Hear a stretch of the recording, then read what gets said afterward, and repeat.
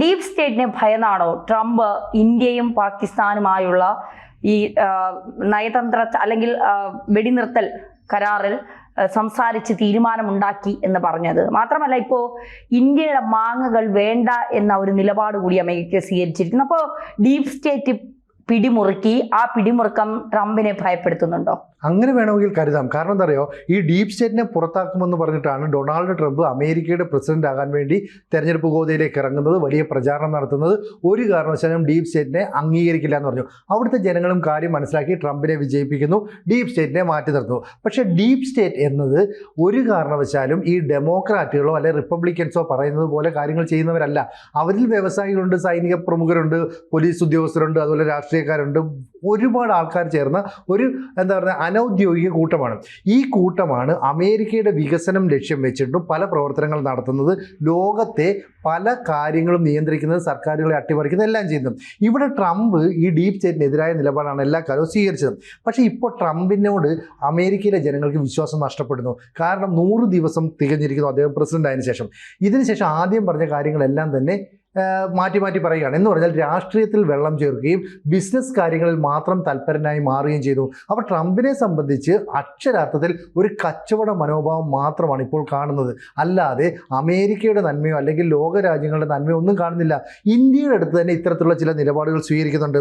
ഇപ്പം ഓരോ രാജ്യങ്ങളെയും അമേരിക്ക വളർത്തിക്കൊണ്ടുവരുന്നത് അവരുടെ താല്പര്യങ്ങൾക്കനുസരിച്ചാണ്. ധന്യ പറഞ്ഞു തുടങ്ങിയപ്പോൾ പറഞ്ഞു, ഇന്ത്യയും പാകിസ്ഥാനും തമ്മിലുള്ള സംഘർഷാവസ്ഥ പരിഹരിക്കാൻ ട്രംപ് ഇടപെട്ടു, അമേരിക്ക ഇടപെട്ടു എന്ന് പറയുന്നത് പോലും ഈ പറയുന്ന ഡീപ് സ്റ്റേറ്റിന് ഇടപെടില്ല. കാരണം എന്താ പറയുക, ഡീപ് സ്റ്റേറ്റാണ് ഇത്തരം സംഭവങ്ങളിലൊക്കെ സാധാരണ ഇതിൽ ഇടപെടുന്നത്. അപ്പോൾ ഡൊണാൾഡ് ട്രംപ് ഇത്തരം കാര്യങ്ങൾ ഇടപെട്ടു എന്ന് പറഞ്ഞാൽ ഒന്നുകിൽ ഈ പറയുന്ന ഡീപ് സ്റ്റേറ്റിൻ്റെ വലയിലേക്ക് ട്രംപ് ചെന്ന് വീഴുന്നു, അല്ലെങ്കിൽ ട്രംപ് അവരെ അനുസരിക്കാൻ നിർബന്ധിതരാകുന്നു. കാരണം അയാൾക്ക് അയാളുടെ ബിസിനസ് സംരക്ഷിക്കണം. ഇവിടെ എന്താ സംഭവിച്ചതെന്ന് പറഞ്ഞാൽ, പാകിസ്ഥാൻ എന്ന് പറയുന്ന രാജ്യത്തെ ഭീകരവാദമാണ് അവിടുത്തെ ഏറ്റവും വലിയ മുഖമുദ്രയെങ്കിലും അവരെ കൂടെ നിർത്തണം. ഇത് അമേരിക്കയുടെ ആവശ്യമാണ്. കാരണം ഇന്ത്യ, ചൈന, ഇറാൻ ഉൾപ്പെടെയുള്ള അഫ്ഗാൻ, ഈ 4 രാജ്യങ്ങളുടെ അതിർത്തി പ്രദേശമാണ് ഈ പറയുന്ന പാകിസ്ഥാൻ എന്ന് പറയുന്നത്. അപ്പോൾ പാകിസ്ഥാനെ കയ്യിൽ വെച്ചുകൊണ്ട് കളിക്കാൻ അമേരിക്ക താല്പര്യപ്പെടുന്നു. അവിടുത്തെ പൊളിറ്റിക്കൽ വിങ് എന്ന് പറയുന്നത് വളരെ ദുർബലമാണ്. എല്ലാ കാര്യങ്ങളും അന്തിമ തീരുമാനമെടുക്കുന്ന ആർമിയാണ്. അപ്പോൾ ആർമിയിൽ വലിയ സ്വാധീനം അമേരിക്കയ്ക്ക്, ഡീപ് സ്റ്റേറ്റിന്, അവിടുത്തെ ഇൻ്റലിജൻസിനെല്ലാം ഉണ്ട്. അതുകൊണ്ടാണ് അമേരിക്ക പാകിസ്ഥാനെ കൂടെ നിർത്താൻ വേണ്ടി പെട്ടെന്ന് മറുകണ്ഠം ചാടുകയും ഈ വെടിനിർത്തലിന് വേണ്ടി ശ്രമങ്ങളൊക്കെ നടത്തുകയും ചെയ്തത്. ഇപ്പോൾ ഇന്ത്യക്ക് അടുത്തൊരു പണി നൽകാനായിട്ട് ശ്രമിച്ചത് എന്താണെന്ന് വെച്ചാൽ, ഇന്ത്യയിൽ നിന്ന് വൻതോതിൽ അമേരിക്കയിലേക്ക് മാമ്പഴം കയറ്റുമതി ചെയ്യും. ഇപ്പം മാമ്പഴത്തിൻ്റെ സീസണാണ്. അപ്പം മെക്സിക്കോ കഴിഞ്ഞാൽ അമേരിക്കയിലേക്ക് ഏറ്റവും അധികം മാങ്ങ നൽകുന്ന രാജ്യം നമ്മളാണ്. പക്ഷേ നമ്മുടെ 15 ഷിപ്മെൻറ്റ് ഇപ്പോൾ അമേരിക്ക റദ്ദാക്കിയിരിക്കുന്നു, അല്ലെങ്കിൽ തള്ളിക്കളഞ്ഞിരിക്കുന്നു. ഇവിടെ നിന്ന് നമ്മൾ അമേരിക്കയിലേക്ക് കൊണ്ടുപോയ ഈ മാമ്പഴം ഉണ്ടല്ലോ, വലിയ കണ്ടെയ്നർ മാമ്പഴം, Los Angeles, San Francisco, Atlanta, ഈ 3 വിമാനത്താവളങ്ങൾ റിജക്റ്റ് ചെയ്തിരിക്കുകയാണ്. എന്ന് പറഞ്ഞാൽ $5 ലക്ഷം നഷ്ടമാണ് വ്യാപാരികൾക്കുണ്ടാകുന്നത്. ഇപ്പോൾ നമുക്ക് നമ്മുടെ രൂപ പറഞ്ഞാൽ 4.25 കോടി രൂപയുടെ നഷ്ടം. അപ്പോൾ ഒന്ന് ആലോചിച്ച് നോക്കിയേ, അത്രയും വലിയ നഷ്ടമുണ്ടാക്കുന്ന രീതിയിൽ എന്തിനാണ് ഈ പ്രവർത്തനം? ഇതാണ് ഡീപ് സ്റ്റേറ്റിൻ്റെ കളി. കാരണം അവർക്ക് ഇഷ്ടമില്ലാത്ത ഒരു രാജ്യത്തിന് മേൽ എങ്ങനെ വേണമെങ്കിലും അവർ പ്രവർത്തിക്കാം. ഇവിടെ പറയുന്നത് ഈ പിന്നെ വിഷമൊക്കെ കുത്തിവെക്കുമല്ലോ, നമ്മളെന്താ പറയുന്നത്, ഈ അണുബാധ ഉണ്ടാകാനില്ല അല്ലേ? അപ്പോൾ അത്തരത്തിലൊക്കെ ചെയ്യുന്നതിനും ഉള്ള സർട്ടിഫിക്കറ്റ് അത് ചെയ്തു, അപ്പോൾ ഈ മാമ്പഴം ചീത്തയാകുന്നില്ല, അല്ലെങ്കിൽ മാരക കീടനാശിനി ഉപയോഗിച്ചില്ല എന്നൊക്കെ സർട്ടിഫൈ ചെയ്യുന്ന ഒരു റിപ്പോർട്ട് നമ്മൾ ഇവിടെ കൊടുക്കണം. അതായത് ഒരു രാജ്യത്തേക്ക് കയറ്റുമതി ചെയ്യുമ്പോൾ അങ്ങനെ കൊടുത്ത റിപ്പോർട്ട്, സർക്കാർ ഉദ്യോഗസ്ഥൻ്റെ ആ റിപ്പോർട്ടിൽ എന്തോ കുഴപ്പമുണ്ട്, അതുകൊണ്ട് ഞങ്ങൾ റിജക്റ്റ് ചെയ്യുന്നു എന്ന് പറയുന്നു. എന്ന് പറഞ്ഞാൽ ഒന്നുകിൽ ഈ മാമ്പഴം മുഴുവൻ ഇന്ത്യയിൽ കൊണ്ടുവന്ന് നശിപ്പിക്കണം, അല്ലെങ്കിൽ അവിടെ വെച്ച് നശിപ്പിക്കണം. എന്തായാലും ഇതിൻ്റെ നഷ്ടപരിഹാരം ഞങ്ങൾ തരില്ല, അമേരിക്ക നിലപാടെടുത്തു. അപ്പം നമ്മുടെ കർഷകർക്ക്, ഇടനിലയ്ക്ക് നിന്ന വ്യാപാരികൾക്ക്, ഇത് കയറ്റി അയച്ച കുത്തക വ്യാപാരികൾക്ക് എല്ലാം തന്നെ വലിയ നഷ്ടം. ശരിക്കും ഇന്ത്യക്ക് ഒരു പണിയല്ലേ? അതായത് ഇന്ത്യയും പാകിസ്ഥാനും തമ്മിലുള്ള യുദ്ധത്തിൽ ഇന്ത്യക്ക് മുൻതൂക്കമുള്ളത് കൊണ്ട് തന്നെ അവർക്കൊരു പണി കൊടുക്കാമെന്ന് അവർ തീരുമാനിച്ചു. അങ്ങനെയാണ് ഈ പണിയിലേക്ക് നമ്മൾക്ക് എത്തുന്നത്. അടുത്തതെന്ന് പറയുന്നത്, ഇവർ ഈ ബലൂചിസ്ഥാൻ മേഖലയെ സംരക്ഷിക്കാൻ ശ്രമിക്കുന്നു. അപ്പോൾ ലോകത്ത് ഏറ്റവും അധികം മിനറൽസ് ഉള്ള ഒരു രാജ്യം എന്ന് പറയുന്നത് പാകിസ്ഥാനാണ്. അവിടെ ഈ കൊബാൾട്ട്, അതുപോലെ തന്നെ കോപ്പർ, ലിഥിയം തുടങ്ങിയ ലോഹങ്ങളുണ്ട്. ഈ മൂലകങ്ങളൊക്കെ തന്നെ ഏറ്റവും കൂടുതലുള്ളത് പാകിസ്ഥാനിലാണ്. ഇതിവർ തിരിച്ചറിയുന്നുണ്ട്. അതുകൊണ്ട് തന്നെ അമേരിക്കയുടെ സൗത്ത് ആൻഡ് സെൻട്രൽ ഏഷ്യയുടെ ചുമതലയുള്ള എറിക് മേയർ എന്ന് പറയുന്ന ഉദ്യോഗസ്ഥനെ നേരത്തെ പാകിസ്ഥാനിലേക്ക് അയച്ചു. എറിക് മേയർ അവിടെ ചെന്നിട്ട് അസിം മുനീറിനെ റാവൽപിണ്ടിയിൽ പോയി കാണുകയും, അതായത് അവരുടെ ഹെഡ് ക്വാർട്ടേഴ്സിൽ അവിടെ പോയി കണ്ടിട്ട് പറഞ്ഞു, നമുക്ക് ഈ മിനറൽസിൻ്റെ കാര്യത്തിൽ ഒരു ചർച്ചയൊക്കെ നടത്താം. അവർ പറഞ്ഞു ആയിക്കോട്ടെ, നമുക്ക് ചർച്ച നടത്താം. എന്നിട്ട് ഞങ്ങൾ നിങ്ങൾക്ക് വേണ്ടിയിട്ടുള്ള എല്ലാ സഹായവും ആർമിയുടെ ഭാഗത്തു നിന്ന് ചെയ്തു തരാമെന്ന് പറഞ്ഞു ഷഹബാസ് ഷെരീഫിനെ കാണുന്നു. അപ്പോൾ നാളത്തെ ഈ ലോകത്തിൻ്റെ ഇന്ധനം എന്ന് പറയുന്നത് ലിഥിയം, അതുപോലെ തന്നെ കൊബാൾട്ട്, കോപ്പർ തുടങ്ങിയ മൂലകങ്ങളാണ്. കാരണം എന്ന് പറയുന്നത് നമ്മുടെ ഡിഫൻസ് മേഖലയ്ക്ക് ഉപയോഗിക്കണം, ഇലക്ട്രോണിക്സ് രംഗത്ത് ഉപയോഗിക്കണം, അതുപോലെ ഹൈടെക് വ്യവസായത്തിന് ഉപയോഗിക്കണം, ഇനി കാറുകളുടെ ചിപ്പ് നിർമ്മിക്കാൻ ഉപയോഗിക്കണം, ബാറ്ററി നിർമ്മിക്കാൻ ഉപയോഗിക്കണം എന്ന് പറഞ്ഞാൽ ഇനിയുള്ള കാലം മുഴുവൻ നമ്മൾ ഇത്തരം മൂലകങ്ങളെ അടിസ്ഥാനമാക്കി മുന്നോട്ട് പോകണം. അപ്പോൾ ഇത്തരത്തിലുള്ള ധാതുക്കളുള്ള മിനറൽസ് ഉള്ള സ്ഥലങ്ങളൊക്കെ തന്നെ ഓൾറെഡി ചൈന കണ്ടുപിടിക്കുകയും അവിടെ ആധിപത്യം സ്ഥാപിക്കുകയും ചെയ്തു. നമുക്കറിയാം ബലൂചിസ്ഥാനിൽ ഈ ഗ്വാദർ എയർപോർട്ട്, ഗാദർ തുറമുഖം ഇതൊക്കെ തന്നെ സ്ഥാപിച്ച് എന്തിനാണെന്ന് വെച്ചാൽ അവിടുത്തെ ഈ ധാതുക്കളെ ലക്ഷ്യം വെച്ചുകൊണ്ട് ചൈന ഇൻവെസ്റ്റ്മെൻറ്റ് നടത്തുക. ഇവിടേക്കാണ് പതുക്കെ അമേരിക്ക കടന്നു വരുന്നത്, അതായത് ചൈനയെ തള്ളി പുറത്താക്കണം. അപ്പോൾ ഏതെങ്കിലും തരത്തിൽ ബലൂചിസ്ഥാൻ സ്വതന്ത്രമായാൽ അമേരിക്കയ്ക്ക് അവിടെ സ്വാധീനം ഉറപ്പിക്കാൻ കഴിയില്ല. ഈ റഷ്യ ഉക്രൈൻ യുദ്ധം നടന്നപ്പോൾ അവിടെയും ഉക്രൈനിലേക്ക് അമേരിക്ക ചെന്നതിന് ഈ ധാതുക്കൾ വേണം. അതായത് നിലവിൽ നമ്മൾ ഈ ലിഥിയം, അതുപോലെ തന്നെ കൊബാൾട്ട്, അതുപോലെ തന്നെ ഈ കോപ്പർ ഇവയൊക്കെ ഉപയോഗിക്കുന്നത് എത്രയാണോ അതിൻ്റെ 4 ഇരട്ടി വരെ ആയിരിക്കും ഇനി 2040 ആകുമ്പോൾ ഉപയോഗിക്കുക. എന്ന് പറഞ്ഞാൽ അവയാണ് ഇനി ലോകത്തെ നിയന്ത്രിക്കുന്നത്. ഈ ഘട്ടത്തിലേക്ക് കടക്കണമെന്ന് ട്രംപിനെ ഉപദേശിക്കുന്നത് ഈ പറയുന്ന ഡീപ് സ്റ്റേറ്റാണ്. കാരണം എന്താ അറിയാം, ഡീപ് സ്റ്റേറ്റിന് അറിയാം എങ്ങനെ ലോകരാജ്യങ്ങളെ തകർക്കണം, എങ്ങനെ വളർത്തണമെന്ന്. അപ്പോൾ ചൈന ഈ രീതിയിൽ ഒരു മുന്നേറ്റം നടത്തുന്നു. ഞാൻ നേരത്തെ പറഞ്ഞ പോലെ ചില രാജ്യങ്ങളെ എതിർക്കാൻ വേണ്ടി ഇവർ ചിലരെ വളർത്തിക്കൊണ്ടുവരും. ഇപ്പം ഞാൻ നേരത്തെ പറഞ്ഞ പാകിസ്ഥാനെ വളർത്തുന്നത് 4 രാജ്യങ്ങളെ ബോർഡർ സ്ഥാപിക്കാൻ വേണ്ടിയിട്ടാണ്. അതുപോലെ തന്നെ മിഡിൽ ഈസ്റ്റിൽ മറ്റ് രാജ്യങ്ങളെ നിയന്ത്രിക്കാൻ വേണ്ടി ഇസ്രായേലിനോട് കൂട്ടുകൂടും. ഇപ്പുറത്തേക്ക് നോക്കിയാൽ ചൈനയോടും റഷ്യയോടും നോർത്ത് കൊറിയയോടും കിടപിടിക്കാൻ വേണ്ടി ജപ്പാനെയും സൗത്ത് കൊറിയയും സപ്പോർട്ട് ചെയ്യും. അപ്പോൾ ഇതൊക്കെ ഡീപ് സ്റ്റേറ്റിൻ്റെ തന്ത്രമാണ്. ഇതേ തന്ത്രം ഇപ്പോൾ ട്രംപ് ഉപയോഗിക്കുന്നു. കാരണം ട്രംപിനും പിടിച്ചു നിൽക്കണമെങ്കിൽ ഇത്തരത്തിലുള്ള ഒരു വ്യവസ്ഥ വേണമെന്ന് അയാൾക്ക് മനസ്സിലായി. അപ്പോൾ ഡീപ് സ്റ്റേറ്റ് എല്ലാ കാലവും അമേരിക്കയിൽ നിലനിൽക്കും. അത് ആ രാജ്യത്തിൻ്റെ വികസനത്തിന് മറ്റ് രാജ്യങ്ങളെ തകർക്കാൻ വേണ്ടിയാണ്. ട്രംപ് എന്ന് പറയുന്ന റിപ്പബ്ലിക്കൻ സ്ഥാനാർത്ഥി അല്ലെങ്കിൽ പ്രസിഡന്റ് 4 വർഷം കഴിയുമ്പോൾ പോകും. അടുത്ത ഡെമോക്രാറ്റിക് സ്ഥാനാർത്ഥി വരും, അയാൾ 4 വർഷം കഴിയുമ്പോൾ പോകും. പക്ഷേ ഈ പറഞ്ഞ ഡീപ് സ്റ്റേറ്റ് അവിടെ ഉണ്ടാവും. അപ്പോൾ ഈ കള്ളക്കളിയാണ് അവിടെ നടക്കുന്നത്. അപ്പോൾ ഇന്ത്യക്കെതിരെ നേരത്തെ ഈ മത്സ്യ കയറ്റുമതി, അതായത് സമുദ്രോൽപ്പന്ന കയറ്റുമതിയൊക്കെ നടത്തിയപ്പോൾ അതിനെ തകർക്കാൻ ഡീപ് സ്റ്റേറ്റ് പറഞ്ഞിരുന്നു, നിങ്ങൾ മത്സ്യം പിടിക്കുമ്പോൾ കടലാമകളെ കൂടെ പിടിക്കുന്നു, അതുകൊണ്ട് നിങ്ങൾക്ക് പൈസ കുറച്ചേ തരത്തുള്ളൂ. അത് കഴിഞ്ഞ് സുഗന്ധദ്രവ്യങ്ങൾ വലിയ തോതിൽ നമ്മൾ കയറ്റി അയച്ചു. അന്ന് പറഞ്ഞു ഇതിനകത്ത് ക്യാൻസറിന് കാരണമായ ചില രാസവസ്തുക്കളുണ്ടെന്ന്. അങ്ങനെ നമുക്കെതിരെ പണി തന്നത് മുഴുവൻ ജോ ബൈഡൻ്റെ കാലത്ത് ഡീപ് സ്റ്റേറ്റ് ആയിരുന്നു.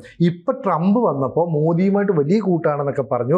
പക്ഷേ ഈ ധാതുക്കളെ ലക്ഷ്യം വെച്ചുകൊണ്ട് പാകിസ്ഥാനിൽ കണ്ണുവെച്ച് ഇവർ മാറുന്നു. അപ്പോൾ ട്രംപിന്റെ നിലപാട് ഇതാണ് ഞാൻ പറഞ്ഞത്, എപ്പോൾ വേണമെങ്കിലും മാറിക്കൂടെ നമ്മുടെ ഇതൊരു അനുഭവം. തീർച്ചയായിട്ടും മൈ ഫ്രണ്ട് എന്നൊക്കെ വിളിച്ചിട്ട് നമുക്കിട്ട് തന്നെ പണി തരുന്ന ഒരു നിലപാടാണ് അമേരിക്ക സ്വീകരിച്ചുകൊണ്ടിരിക്കുന്നത്. ഇപ്പം നമ്മുടെ കയറ്റുമതിയിലെ മാങ്ങ പോലുള്ള സാധനങ്ങൾ വേണ്ട എന്ന് പറയുമ്പോൾ അത് വിപണിയെ വല്ലാതെ, ഇന്ത്യൻ വിപണിയെ വല്ലാതെ ബാധിക്കും, കർഷകരെ ബാധിക്കും. അപ്പോൾ ഇതൊക്കെ ഇന്ത്യയെ സംബന്ധിച്ചിടത്തോളം വലിയ തിരിച്ചടിയാണ്. അതായത് അമേരിക്കയുമായി ശക്തമായി നിലനിൽക്കുന്ന ബന്ധം ഉലയാൻ വരെ കാരണമാകുന്ന തരത്തിലേക്ക് ചിലപ്പോൾ ഇത്തരം കാര്യങ്ങൾ ചെന്നെത്തിയേക്കാം. അപ്പോൾ ഇവിടെയാണ് ഡീപ് സ്റ്റേറ്റിന്റെ ഒരു തന്ത്രം എന്ന് പറയുന്നത്. അവർക്ക് ഇന്ത്യ വളരുക, ഇന്ത്യയുടെ ഇതൊന്നും അവരെ സംബന്ധിച്ചിടത്തോളം വലിയ പ്രശ്നമുള്ള കാര്യമല്ല. പക്ഷേ അമേരിക്കയിൽ ആധിപത്യം സ്ഥാപിച്ചുകൊണ്ട് മറ്റ് രാജ്യങ്ങളിൽ കൂടി ഇടപെടലുകൾ നടത്താൻ അവർ ആഗ്രഹിക്കുന്നു എന്നുള്ളതാണ് ഇതിൽ നിന്ന് നമുക്ക് മനസ്സിലാകുന്നത്. അങ്ങനെയാണ് എങ്കിൽ ട്രംപിനെ പുറത്താക്കുന്ന രീതിയിലേക്ക് വരെ കാര്യങ്ങൾ എത്താം. അതാണ് ട്രംപ് തന്നെ പുറത്താക്കുമ്പോൾ തനിക്കെതിരായ നിലപാട് വരുമെന്ന് വെച്ചിട്ടാണ് ഇപ്പോൾ ചില വിട്ടുവീഴ്ചയ്ക്ക് നൽകുന്നത്. അതായത് കഴിഞ്ഞ 25 വർഷമായിട്ട് സിറിയ എന്ന് പറയുന്ന രാജ്യവുമായിട്ട് യാതൊരു ബന്ധവും അമേരിക്കയ്ക്കില്ല. അവർ കൂടെ എപ്പോഴും നിൽക്കുന്നത് റഷ്യ ആയിരുന്നു. അങ്ങനെയാണ് ബാഷർ അൽ അസദ് എന്ന് പറയുന്ന രാജാവ് അല്ലെങ്കിൽ അവിടുത്തെ ഒരു ഭരണാധികാരി എക്കാലവും സിറിയയുടെ തലപ്പത്തിരുന്നത്.